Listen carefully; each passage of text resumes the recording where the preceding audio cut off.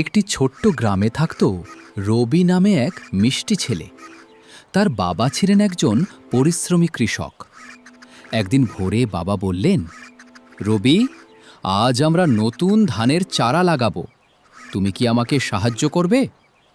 রবি হাসি মুখে বলল, অবশ্যই বাবা। মাঠে গিয়ে রবি দেখল চারদিকে সবুজ আর কাদা মাটি।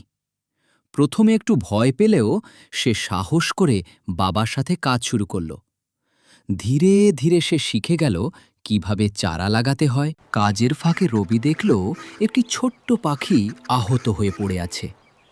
সে দ্রুত পাখিটিকে তুলে নিয়ে যত্ন করল, একটু পানি দিল।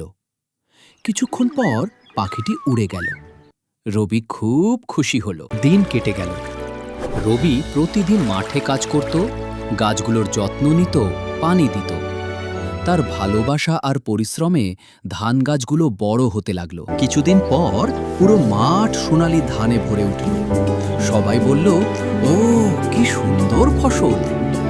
রবির বাবা গর্ব করে বললেন, এই সাফল্যের পেছনে আমার ছোট্ট রবির পরিশ্রম আছে। শিক্ষা: পরিশ্রম আর দয়ালু মন থাকলে জীবনে সাফল্য আসবেই।